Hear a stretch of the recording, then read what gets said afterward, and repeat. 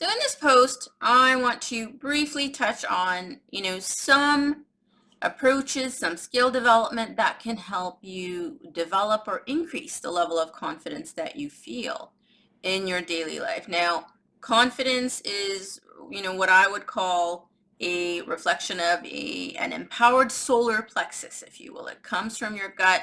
It's a sense of self-efficacy, effectiveness, capacity, capability, and drive, determination, motivation that you can feel in your pursuit of personal, professional, and relationship goals. So confidence is a really useful psychological resource. It's a useful cognitive process that it is worth developing for yourself. When you feel like you can do it, when you feel like you can achieve the things that you set out to achieve, when you feel like that intention that you set, that vision that you've dreamed up is reachable, that it's within reach, that it's achievable, that is all coming from a sense of empowerment. And confidence and empowerment are strongly linked internal experiences.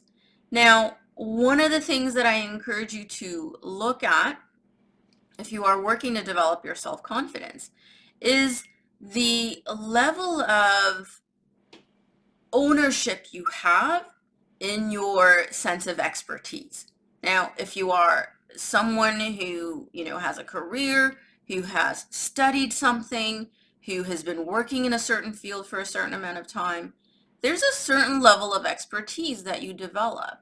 And one of the things that helps you exude that thing that people recognize as being confidence is your ownership of what you've achieved, your ownership of the skills that you've developed, your recognition of the strengths that you have, your recognition of the, the very fact that you've arrived at whatever types of accomplishments you've arrived at. Now, when I used to work in product management and product development, we used to have this term called the subject matter expert, the SME, we would call it. You have to be the SME of your product. You have to be the owner of this thing that we're developing. That was a common talk that we had in that field. And that actually applies to any profession. Where are you the subject matter expert? Where are you, really knowledgeable about that thing that you are creating, teaching about, talking about, leading about, whatever it may be? You can develop this stance, this sort of cognitive, emotional, physiological, embodied stance that says, you know what, I'm an expert on this topic. I know what I'm talking about here. I have been doing this for X number of years. I've done this amount of research. I've done this amount of learning. I've read this book, and this book, and I've, critically thought about this area that I'm the expert at. And you really want to own that achievement, that the learning that you've gained, the experience that you've gained, the achievements that you've completed in that area. And the energy of that ownership, owning what you've accomplished in that area, translates as confidence. Now, what happens when you've really owned your position, your role, your accomplishments, when you've acknowledged that you've reached a certain level of achievement, that you have a right to be there, you've earned that title, you've earned that position, you've earned that role, you've earned that title, whatever it may be.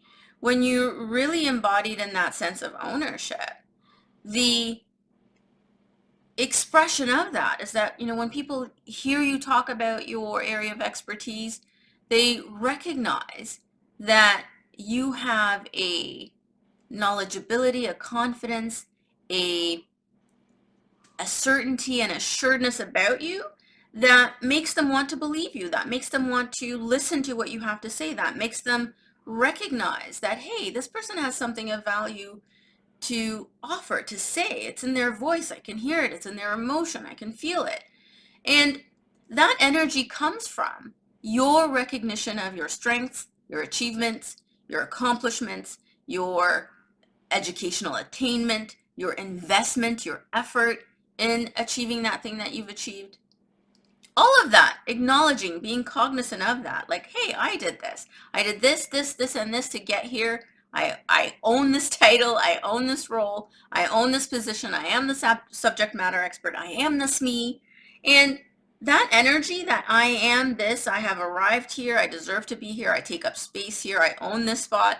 That energy that I'm, putting words to, it doesn't necessarily have to be those words, but that energy translates into influence. It translates into leadership potential. It translates into credibility. It translates into a number of things that both help you stand in the accomplishment that you arrived at, as well as helps you educate, influence, inspire, empower, motivate others in whatever area that you're interested in doing that. So there are a lot of things I can share about confidence, developing confidence, but one of the first tips that I can give you is to begin to consciously recognize what you've accomplished. What are your strengths? What are you good at? What have you arrived at? What accolades have you received? What recognition have you received? What compliments have you gotten in that area? And if you don't yet have sort of conscious awareness around those, you can develop those.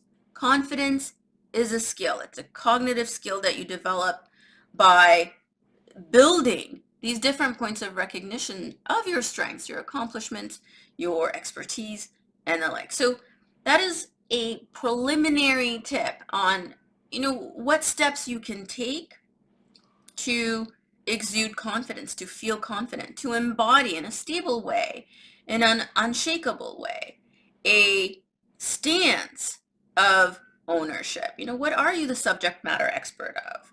What are your expertise? Know this about yourself, because that self-knowledge, that empowered self-perception, that empowered self-image is what is reflected in your expression as confidence, as influence, as persuasion, as, all of those sort of linked concepts we typically associate with the idea, the understanding, the concept of confidence. So I encourage you to build your strength awareness, to build your understanding of what you're good at, what skills and abilities you've already arrived at, all of those things that I've highlighted in this post. So a starter on how to develop your confidence in this post. There will be many more things I can suggest and will suggest about how you can go about showing up in the world in the ownership of that appropriate, accurate self-recognition.